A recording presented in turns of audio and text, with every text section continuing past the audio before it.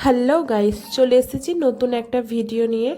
আর আমি যে চকলেট পেস্ট্রিটা তোমাদেরকে আগে যে কেকের স্পঞ্জটা তৈরি করে দেখিয়েছিলাম, সেটা থেকে আমি কিভাবে একটা ছোট জার কেক আর দুটো বড় জার কেক বানিয়েছি সেটার ভিডিও তোমাদেরকে শেয়ার করব। তো চলো দেখা যাক ভিডিওটা। আমি প্রথমে যে কেকটা বানিয়েছিলাম সেটা 6 ইঞ্চি সাইজ করে কেটে নিচ্ছি। দেখো, সাইডগুলো রেখে দিচ্ছি কারণ এখান থেকে আমি জার কেক বানাবো, তার জন্য।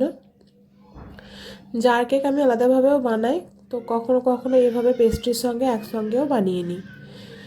তো যাই হোক, এভাবে আমি প্রথমে স্পঞ্জটা কেটে নিয়েছি আর 3টে লেয়ার যেহেতু করা হয়ে গেছে আগের ভিডিওটা দেখতে পারো কিভাবে আমি কেকটা বানিয়েছি।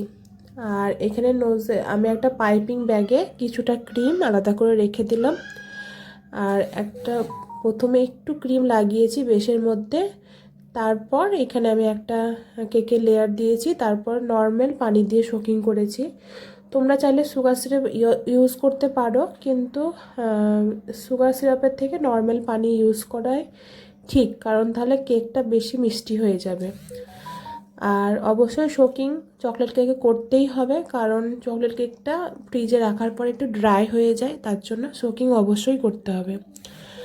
আমার একটু ঠান্ডা লেগে আছে বলে গলাটা একটু বসে যাচ্ছে।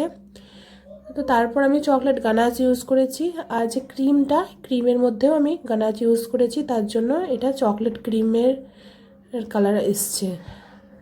তারপর আবার একটা লেয়ার লাগিয়েছি, ক্রিম লাগিয়েছি, গানাচ ইউজ করেছি, আবার নর্মাল জল দিয়ে সোকিং করছি। তোমরা চাইলে দুধ দিয়েও সোকিং করতে পারো, অসুবিধা নেই।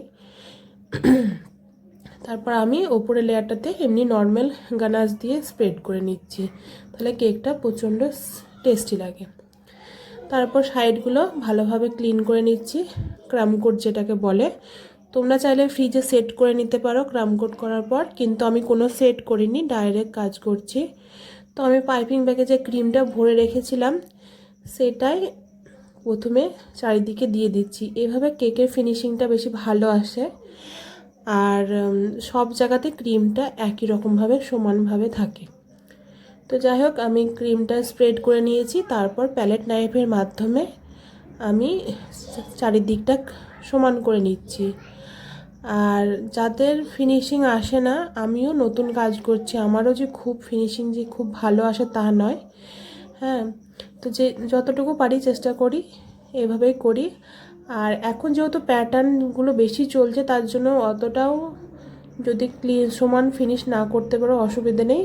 এরকম জিগজ্যাগ যে প্যাটার্নগুলো পাওয়া যায় সেগুলো দিয়ে সাইডটা স্ক্র্যাপার দিয়ে তোমরা করে নেবে, লাইনগুলো দেখতে খুব ভালো লাগে।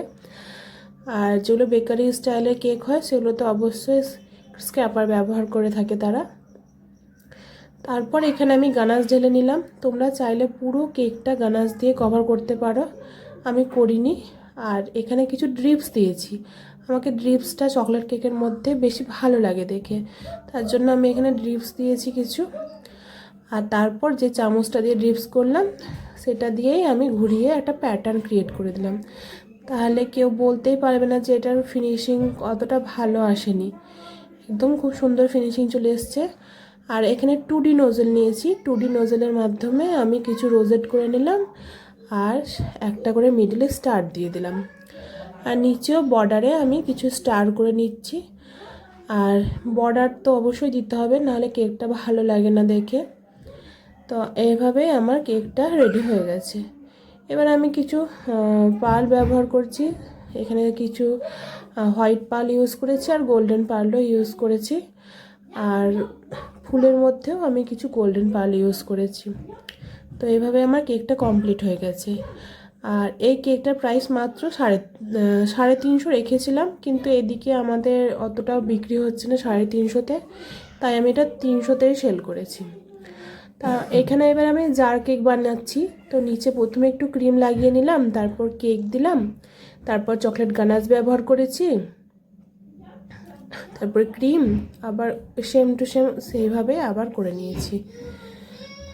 আর যে লাস্টে সেটাতে ওপরে গানাশ দিয়েছি। দেখো, এই চকলেট যে জারগুলো এগুলো মাত্র 35 টাকা করে আমি বিক্রি করি, আর এটাতেও আমি গানাশ ব্যবহার করেছি। তারপর ক্রিম দিয়ে রোজেট করে নিয়ে এখানে স্প্রিঙ্কলস দিয়েছি। তো এগুলো রেট খুব কম, কারণ এদিকে রেটটাও খুব কম, তার জন্য আমি এভাবে ক্লিন র্যাপ করে দিই, ঢাকনাওয়ালা গ্লাসগুলো ব্যবহার করি না। তো দেখা হচ্ছে অন্য ভিডিওতে, বাই।